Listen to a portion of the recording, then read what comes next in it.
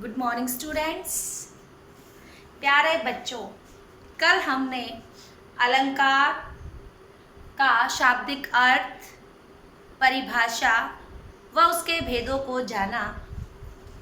आशा करती हूँ कि आप सभी को उनको समझने में कोई कठिनाई नहीं आई होगी।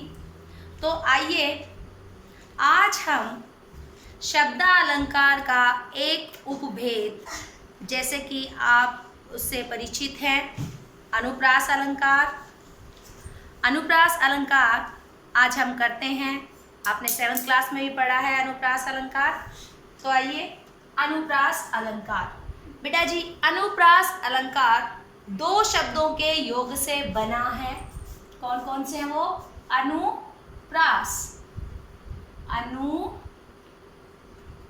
प्लस प्रास। क्लियर? अनु का अर्थ है बेटा बार बार। अनु का अर्थ है बार बार, और प्रास का अर्थ है पास में रखना। ठीक है? अनु का अर्थ है बार बार और प्रास का अर्थ है पास में रखना।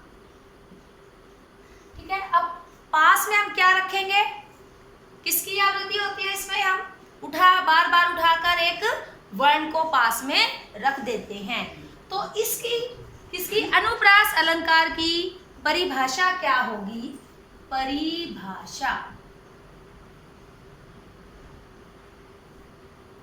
परिभाषा जानेंगे अनुप्रास की बेटा। जहां एक वर्ण, किसकी? वर्ण की आवृत्ति, वर्ण की आवृत्ति क्या हो? बार बार हो, तो वहां पर क्या होता है? तो वह क्या कहलाता है? अनुप्रास अलंकार कहलाता है। क्लियर? जहां एक वर्ण क्या होता है बेटा? जैसे कि हम करते हैं क ख ग। ठीक है? तो जैसे हमने लिखा क ख ग, ठीक है? या फिर हम लिखते हैं कमल, तो क्या ये एक वर्ण है? नहीं, इसमें वर्ण क्या है? क। ठीक है? अलग से म, ल। ठीक है? ये क्या है? वर्ण है। और जब वर्ण आपस में मिलते हैं तो क्या बन जाते हैं? शब्द बन जाते हैं। तो आपको पता चल गया किसकी आवृत्ति एक से अधिक बार हो? वर्ण की आवृत्ति। ठीक है? जैसे हम कहते हैं, चंदू के चाचा ने चंदू की चाची को चांदनी चौक पर चांदी की चम्मच से चटनी चटाई। ठीक है?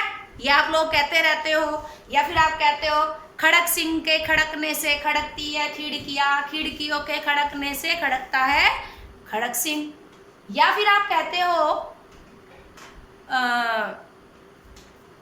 पीतल के पतीले में पपीता पीला पीला। ठीक है? लेकिन बेटा इस तरह के हमने प्रयोग नहीं करने हैं। हमने कल बताया था कि काव्य किसकी सौंदर्य बढ़ाता है? या अलंकार काव्य की, यानी कि कविता की। तो हम जो है काव्य की पंक्तियों को उठाएंगे।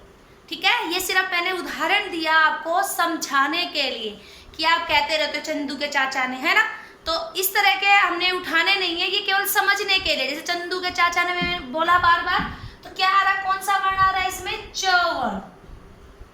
ठीक है? खड़क सिंह के खड़कने से इसमें कौन सा आ रहा है? ख वर्ण।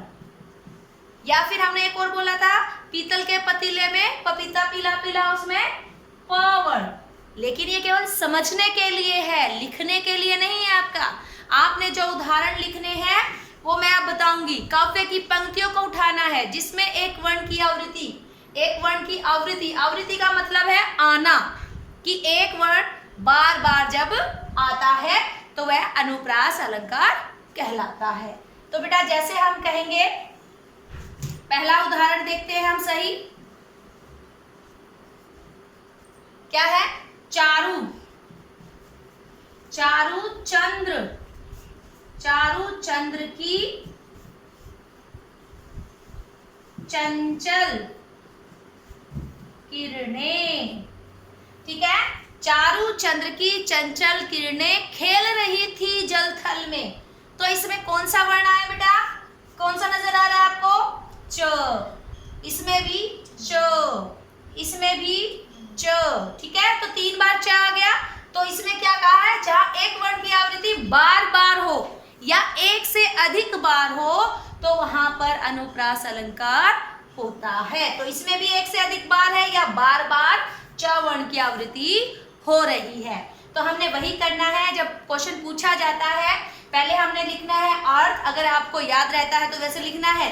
ठीक है, करवाया गया है तो आप लिखोगे। अनुप्रास अलंकार का अर्थ क्या है? बार बार पास में रखना। और परिभाषा लिखेंगे स्टेप बाय स्टेप, अर्थ, परिभाषा, उदाहरण। उसके बाद आ जाएगा स्पष्टीकरण। क्या आ जाएगा? स्पष्टीकरण। क्लियर?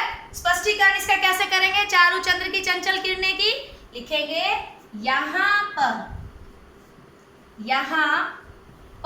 या इस पंक्ति में। क्लियर? या तो लिखेंगे यहां पर या लिखेंगे इस पंक्ति में। क्या? च। कौन से वर्ण की?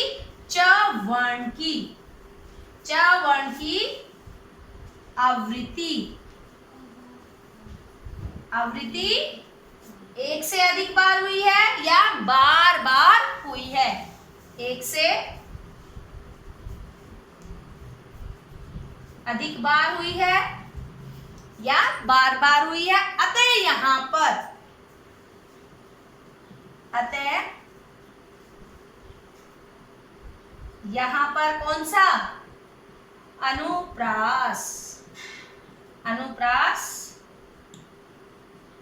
अलंकार है। क्लियर बेटा? कुछ और उदाहरण हम देख लेते हैं। जैसे हमने कहा तरनी, तरनी तनुजा, तरनी तनुजा तट तमाल तरुवर, तरुवर बहु छाए। ठीक है, सेकंड उदाहरण है ये हमारा। तरनी तनुजा तट तमाल तरुवर बहु छाए। अब इसमें कौन सा वर्ण है? वेरी गुड, त वर्ण। क्लियर? त वर्ण है। ठीक है, त वर्ण। तो त वर्ण की आवृत्ति एक से अधिक बार है या बार बार हो रही है। Very good. तो एक और हम ले सकते हैं, जैसे हमने चौपाई कहते तुलसीदास जी की है कि रघुपति राघव राजा राम, पतित पावन सीताराम। ठीक है, इस तरह से उठा सकते हैं। या फिर हम कह सकते हैं नभ पर चमचम चमके चपला। ठीक है, या हम कह सकते हैं एक आपकी कविता है बेटा, अभी हमने नहीं की है, उसमें है जैसे बाजे बजा बजा कर मैं था तुझे रिझाता। ठीक है, इसी तरह आपने जो है कोई भी काव्य पंक्तियां उठानी है। ठीक है, अपने प्रैक्टिस करनी है और ये बेटा प्रैक्टिस से ही आपको आएगा। ठीक है, आप 7th में कर चुके हो, 7th के उदाहरण भी आप इसमें लिख सकते हो। आशा करती हूँ कि आपको अनुप्रास अलंकार समझ आ गया होगा। तो बेटा अगला अलंकार हम एक एक ही अलंकार करेंगे, थोड़ा करेंगे लेकिन अच्छे से करेंगे। ठीक है, ओके।